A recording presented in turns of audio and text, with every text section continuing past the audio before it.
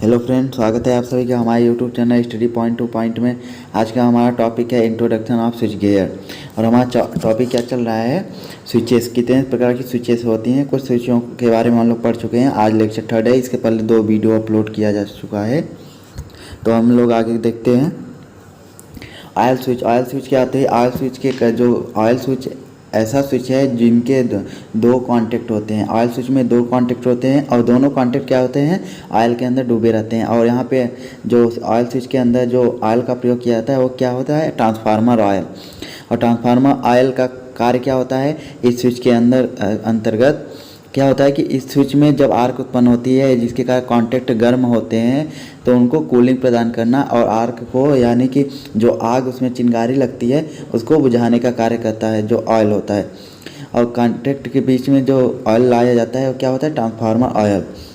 इन स्विचों को क्या बोलते हैं, हाई वोल्टेज हाई करंट पे उपयोग किया जाता है। अधिक धारा वाले परिपथों में काम में लाया जाता है।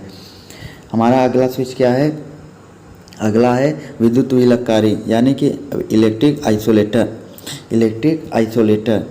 तो ये देखेंगे वह रक्षण युक्ति, यहाँ पे ये देख रहे हैं कि वह रक्षण युक्ति जो किसी भी परिपथ में श्रेणी क्रम में जुड़कर निर्भार की स्थिति में, निर्भार यानी जिनमें लोड न लगा हुआ, निर्भार की स्थिति में परिपथ को प्रत्यक्ष जोड़ने अथवा तोड़ने का कार्य करता है, इलेक्ट्रिक आइसोलेटर कहलाता है।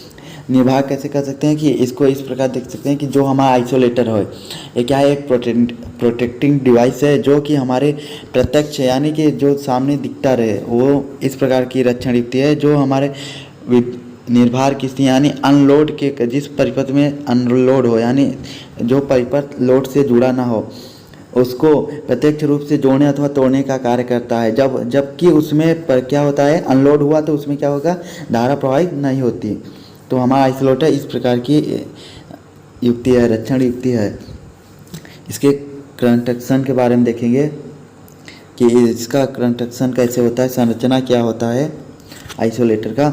इसमें एक आधार फ्रेम होता है, मतलब जिसके आधार मतलब बेस होता है, जिस पर क्या होता है सारे इक्विपमेंट फिट किए जाते हैं, मतलब इसके आइसोलेटर के। इसमें एक आधार फ्रेम होता है जिस पर पोर्सिलीन के 2 आधार विद्युत रोधक लगे रहते हैं, यानी मतलब 2 होते हैं जो 2 पोर्सिलीन के आधार विद्युत रोधक लगे रहते हैं। इनके निचले भाग पर ढलवा लोहे की टोपी लगी होती है या कोर या फ्लेंज भी बोलते हैं उसको लगी, और तथा ऊपर वाले भाग पर ढलवा लोहे की टोपी चढ़ी होती है। यानी नीचे भी फ्लेंज लगा होता है, कोर होता है और ऊपर ढलवा लोहे की टोपी लगी होती है।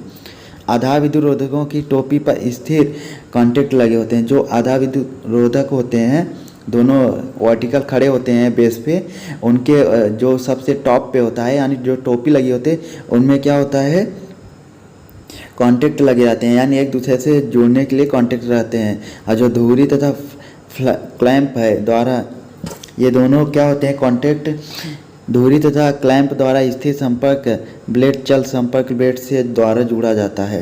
यहाँ पे आप देख सकते हैं से। और ये देखिए ये पोर्सिलीन के आधार जो खड़े होते हैं वर्टिकल, ये दोनों। और इनमें ये देखिए ये क्लैंप हैं, ये भी क्लैंप है, ये भी क्लैंप है। और एक फिक्स होता है, एक मूविंग होता है, दोनों भी मूविंग हो सकते हैं।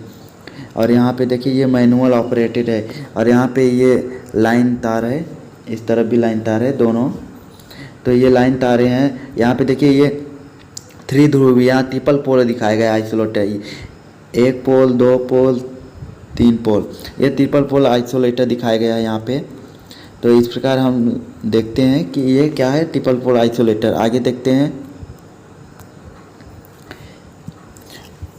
आइसोलेटर प्रमुख रूप से 2 प्रकार के होते हैं। आइसोलेटर कितने प्रकार के होते हैं, 2 प्रकार के होते हैं। एक इंडोर टाइप आइसोलेटर, एक होता है आउटडोर टाइप आइसोलेटर। एक होता है इंडोर टाइप आइसोलेटर, एक दूसरा होता है outdoor type isolator. Indoor type isolator के बारे में देखेंगे। इस प्रकार के आइसोलेटर क्या होते हैं, 6.6 kilo volt indoor type sub station के लिए प्रयोग किया जाता है। यानी कि जो इंडोर टाइप सब स्टेशन होते हैं 6.6 किलो वोल्ट, उनमें इन आइसोलेटर का प्रयोग किया जाता है। अब देखिए यहाँ पे दिखाया गया है, ये 2 फिगर दिखाया गया है, एक ये है और एक ये है 2 नंबर। ये देखिए यहाँ पे दिखाया गया है कि यहाँ पे जो लगे हुए हैं, ये 1 नंबर में देखिए, 1 नंबर में देखिए ये मैनुअल ऑपरेटेड आइसोलेटर है। क्या है, मैनुअल ऑपरेटेड आइसोलेटर है। 6.6 kilo volt indoor type isolator है। ये मैनुअल ऑपरेटेड, यहाँ पे देखिए ये हत्था है, ये यहाँ पे देखिए पोर्सिलिन के विद्युत रोधक हैं, और ये कॉन्टैक्ट है, फिक्स कॉन्टैक्ट, मूविंग कॉन्टैक्ट। ये इस हैंडल से, जो हैंडल दिखाया गया है, इस हैंडल से करेंगे तो ये चलता है, ऑपरेट होता है। इसे ऑटोमेटिक भी बनाया जा सकता है। और यहाँ पे ये देखिए ये दूसरा भी है, ये पावर आइसोलेटर है लेकिन इंडोर टाइप का, ये फ्यूज यूनिट के साथ है। जो 2 नंबर है, ये 2 नंबर आइसोलेटर का जो ट्रिपल पोल आइसोलेटर है, ये देखिए ये फ्यूज है। ये क्या है, ये फ्यूज यूनिट के साथ लगा हुआ है। इंडोर टाइप सब स्टेशन के लिए जो 6.6 kilo volt indoor type sub station है, उसके लिए जो आइसोलेटर है ट्रिपल पोल, उसमें ये फ्यूज यूनिट के साथ लगा हुआ है। तो आगे देखते हैं फिर आउटडोर टाइप आइसोलेटर है।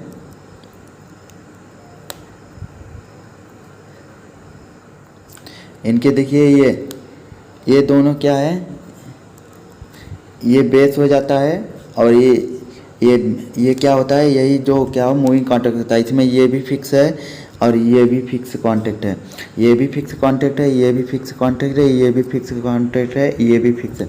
लेकिन ये जो है ये मूवी कॉन्टैक्ट है।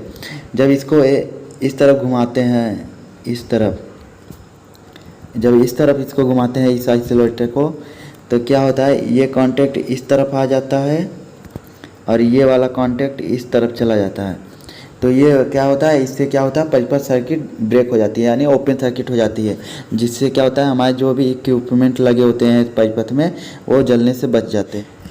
यहाँ पे जो आइसोलेटर दिखाया है ए नंबर, ये क्या है, बेस फाउंडेशन है, यानी आधारशिला आइसोलेटर है। ये आधारशिला आइसोलेटर है, ये पोल माउंटेन आइसोलेटर है। क्या है, ये पोल माउंटेन आइसोलेटर, या ऐसे भी कह सकते हैं कि ये जो बना है बी नंबर, ये पोल माउंटेन जो सब स्टेशन हुआ है उसके लिए बनाया गया है। और ये जो होता है 1 नंबर, वो क्या होता है, बेस माउंटेन जो सब स्टेशन होता है उसमें लगाने के लिए ये बनाया गया है। हमारा अगला टॉपिक है पावर आइसोलेटेड स्विच। इस प्रकार के स्विच का प्रयोग 6.6 किलो वोल्ट तथा 11 किलो वोल्ट वाली इलेक्ट्रिक सिस्टम को लोड तथा अनलोड दोनों ही स्थितियों में बंद किया जा सकता है। यानी कि जो हमारा परिपथ है यानी सर्किट है, अगर वो 6.6 किलो वोल्ट तथा से लेकर 11 किलो वोल्ट के बीच की है, तो इस पावर आइसोलेटर स्विच का प्रयोग लोड, यानी स्विच जो सर्किट है उसमें अगर लोड लगा है या अनलोड है, अनलोड की कंडीशन में जो पहले भी आइसोलेटर थे वो भी ऑपरेट होते थे, यानी सर्किट को बंद कर देते थे। लेकिन जो ये पावर आइसोलेटर स्विच है, ये लोड के कंडीशन में भी सर्किट को बंद कर सकता है और इसमें आग नहीं लगेगी। और आग क्यों नहीं लगेगी ये देखते हैं हम आगे। इस प्रकार के स्विच, यहाँ पे इस प्रकार के स्विच कोणीय लोहे के फ्रेम पर लीवर वाली तथा आधार विद्युत रोधकों का सेट लगा होता है। इन विद्युत रोधकों पर चल तथा स्थिर संपर्क लगे होते हैं, यानी कॉन्टैक्ट लगे होते हैं। फिक्स कॉन्टैक्ट और मूविंग कॉन्टैक्ट लगते हैं, जिनमें आग बुझाने की सब व्यवस्था होती है। शाफ्ट तथा ब्लेड आपस में पोर्सिलिन की कड़ियों द्वारा जुड़े रहते हैं। जो पावर आइसोलेटर स्विच है, इनमें क्या होता है, जो मूविंग कॉन्टैक्ट और फिक्स कॉन्टैक्ट है, इनमें आग बुझाने की व्यवस्था होती है, जिससे क्या होता है, लोड की कंडीशन में जब हम स्विच को ऑन करते हैं और परिपथ यानी सर्किट ब्रेक होती है यानी ओपन होती है, जिसमें जो आर्क चिंगारी उत्पन्न होती है, वो जो आग बुझाने की व्यवस्था होती है उसके कारण वो आर्क उत्पन्न होती ही नहीं। अगला है सर्किट ब्रेकर।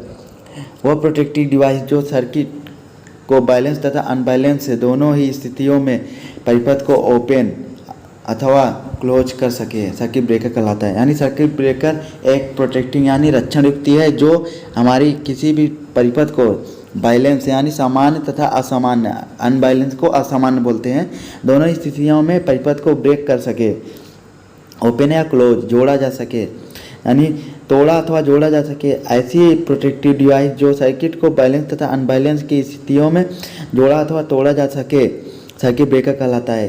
परिपथ वियोजक में क्या होते हैं, 2 कॉन्टैक्ट होते हैं, एक फिक्स कॉन्टैक्ट एक मूविंग कॉन्टैक्ट, और दोनों जो कॉन्टैक्ट होते हैं वो क्या होता है, ट्रांसफार्मर ऑयल में डूबे रहते हैं, जिसके कारण इनमें आर्क नहीं लगती। आर्क मतलब चिंगारी उत्पन्न तो होती है लेकिन लगती नहीं है इन्हीं ऑयल के कारण। अगला क्या है हमारा रिले।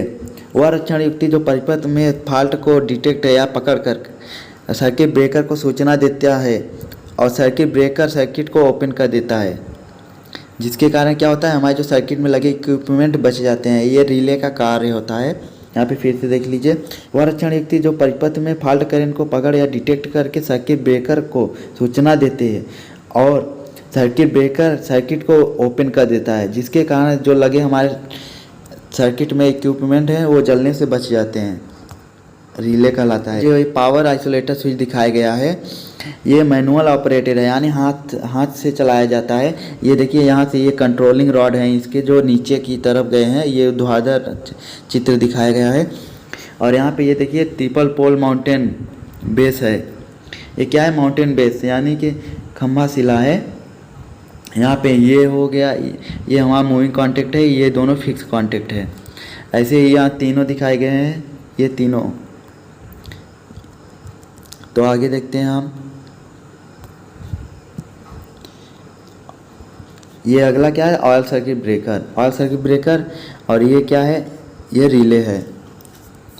यहाँ पे देख सकते हैं कि जो ये 1 नंबर है ये ऑयल सर्किट ब्रेकर, ये 2 नंबर रिले है। यहाँ पे देखते हैं कि ऑयल सर्किट ब्रेकर में क्या होता है।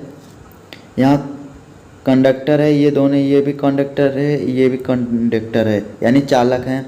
और यहाँ पे ये देखिए बुशिंग की गई पोर्सिलीन की, यहाँ पे बुशिंग की गई पोर्सिलीन की। और यहाँ फिक्स कॉन्टैक्ट है, ये वाला फिक्स कॉन्टैक्ट है, ये भी फिक्स कॉन्टैक्ट है। और ये आर के यहाँ पे उत्पन्न होती है, ये टैंक है, ये मूविंग कॉन्टैक्ट है, यानी ये जो बीच वाला रॉड आया है ये मूविंग कॉन्टैक्ट है। ये देखिए यहाँ पे दोनों संपर्क होता है। जब ये ऊपर की तरफ ऐसे जाता है तो ये दोनों आपस में क्लोज हो जाते हैं, जिसके कारण इसमें क्या होता है, ये क्लोज लूप बन जाता है।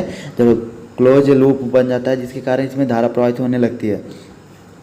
और जो डाइलेक्ट्रिक है यही ट्रांसफार्मर ऑयल है, ये ट्रांसफार्मर ऑयल है। ये ट्रांसफार्मर ऑयल का कार्य होता है कि जब इसमें ये दोनों कॉन्टैक्ट आपस में जुड़े रहते हैं और जब ये आपस से जो एक दूसरे से तो बाहर हटते हैं, दूर जाते हैं, तो इसमें आर्क उत्पन्न होता है, जिसके कारण ये डाइलेक्ट्रिक आर्क को बुझा देता है, तो जिसके कारण ऑयल सर्किट ब्रेकर में आग नहीं लगती। और यहाँ रिले है, ये रिले है। रिले के प्रचालन सिद्धांत देखते हैं। यहाँ पे ट्रिप कॉयल है, ये ट्रिप कॉयल है। यहाँ पे ट्रिप सर्किट है, ये पूरी ट्रिप सर्किट है इसको बोलते हैं। और यहाँ पे ये बैटरी लगी हुई है। और यहाँ पे रिले कॉन्टैक्ट है, यहाँ पे रिले कॉन्टैक्ट है, यहाँ रिले कॉयल है, यहाँ पे सीटी है करंट ट्रांसफार्मर, यहाँ सर्किट ब्रेकर है। और यहाँ पे फॉल्ट होती है, मान लीजिए सर्किट टू भी प्रोटेक्ट, यानी कि ये उस तरफ की सर्किट है जहाँ जिसकी हमें रक्षा करनी है। तो यहाँ पे हम लोग देखते हैं कि इसका प्रचालन सिद्धांत क्या है। यहाँ पे बस बात से मान लीजिए सप्लाई आ रही है और यहाँ पे कोई फॉल्ट उत्पन्न होता है, इस तरफ नीचे की ओर कोई फॉल्ट उत्पन्न होता है, तो क्या होता है कि यहाँ पे जब करंट का मान बढ़ेगा, यहाँ जो सीटी होता है ये सीरीज में जुड़ा होता है किसी भी परिपथ के। जब ये सीटी का में धारा प्रवाहित होती है, एक नियत मान से अधिक धारा प्रवाहित होती है, क्या होता है इसके सेकेंडरी जो टर्म है यानी सिरे हैं, जो फेरों की संख्या है, वो क्या होती है, वो कॉइलिंग होती है, यानी रिले कॉइल होती है। एक तरह से कॉइलिंग होती है, तो उसमें क्या होता है जब धारा प्रवाहित होती है तो उसका भी एक चुंबकत्व उत्पन्न हो जाता है। जब इसका चुंबकत्व उत्पन्न हो जाएगा इस रिले कॉइल की, तो क्या ये एक चुम्बक बन जाएगी। और जब चुम्बक बन जाएगी, ये जो कांटेक्ट है, ये वाला कांटेक्ट, ये नीचे की तरफ खिंच जाता है।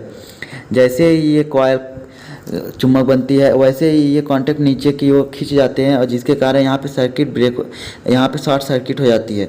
और जब शॉर्ट सर्किट होता है, यहाँ पे बैटरी पहले से लगी हुई है।